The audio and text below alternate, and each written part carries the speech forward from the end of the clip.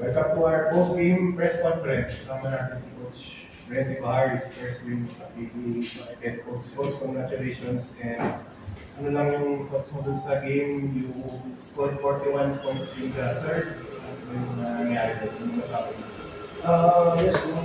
Because of the years, I want to thank the Lord for giving my first win in the video.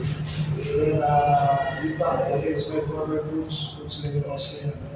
So, siguro yung motivation lang namin, number one is going to these games. We outplayed for the last two games. Kumbaga, blowout losses against Alabama and against Phoenix. Yun lang, yung challenge lang namin siguro, especially sa akin, challenge ko sa mga players is yung have some pride on their, number one, on their jobs, on this team, because this Titan team can beat anybody. So, ang game plan lang namin since San Miguel is coming from a championship conference last season, last conference. Siguro, medyo nasa plano pa sila. So, at the same time, medyo, kumbaga, parang hindi pa nila kami seryoso. So, yun yan, take advantage lang namin yung opportunity that San Miguel gave us.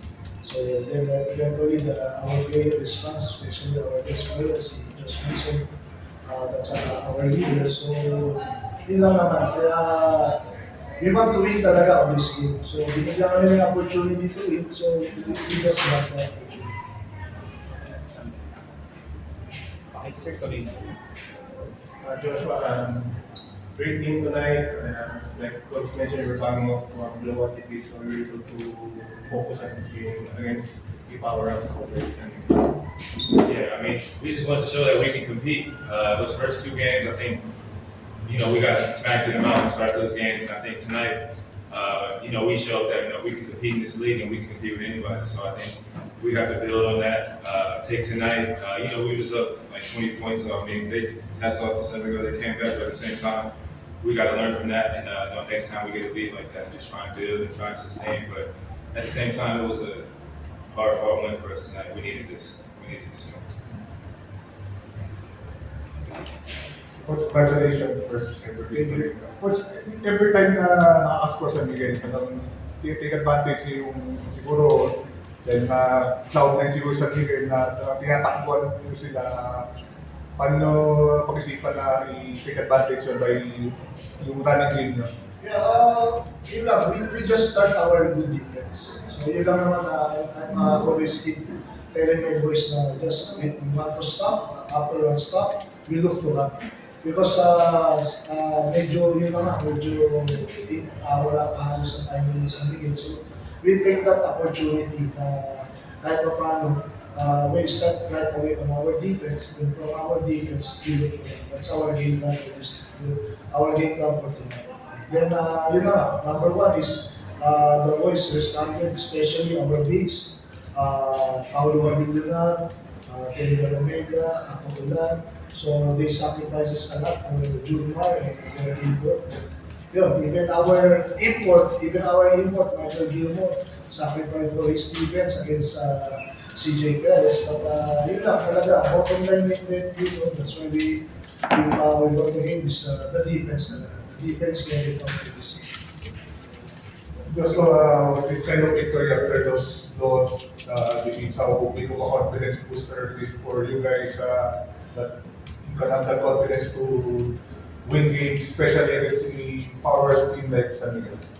For sure. I mean, that's one of the best teams in this league. So to get a win like this tonight means a lot to us, especially, like you said, coming off those blowout losses. So, I mean, we definitely, build some confidence on this game. And then, we got to bring it to the next game and just keep taking steps forward. That's it. Coach, yung worst loss nyo last conference San Miguel, 41 points. Motivation ba yun? Yes, isa sa motivation namin because that's a blowout loss for us. So, from that conference, medyo nasabon yung team, yung management. So, pero hindi na namin recall for this game. But yung challenge na lang, at the same time, yung motivation namin na we played the champion team ngayon. So, we will just kumbaga yung challenge lang bibigyan natin sa kanila. Josh, was your previous game against Phoenix at the back of your mind because you had turnovers and you had a bad game? Yeah, for sure. And nobody's harder in those games than me and myself. So, I look at myself in the mirror, just gotta bounce back. Just one game, but I always gotta get better as the games go forward. So, definitely wanted to come out tonight and have a better performance and just, try and get the win for my team. So, for sure wanted to bounce back after that last night. What's your thoughts na kay Michael Gilmore? He played very well tonight. Another reason na ako nito panalo naman. Yes, correct. Michael Gilmore played his prime, especially in defense. Okay?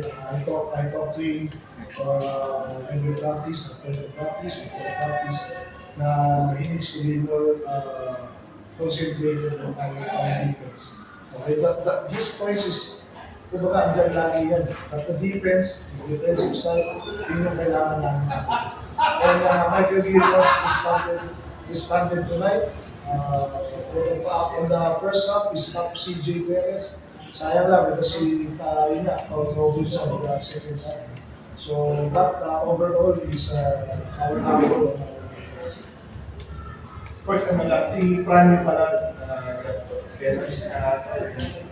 ano lang nasabi mo sa pagdadala niya sa team parang last conference council for yung base na nilalaw? Yes, actually, Franny is our, parang isang, ang ganda ng mga pinakita ni Franco Lee. Nasa lot of pass break passes to Josh, to our small guy, to Michael Gilmore, even in our big man.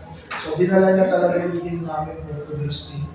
Then plus siyempre si Frank sabihin na natin halos veteran player na rin siya. So hopefully maging maayos to the future games namin. So yun naman. Coach, salamat. Thank you. Thank you. Congrats. Thank you. Win, coach. Thank you. Thank you, Josh.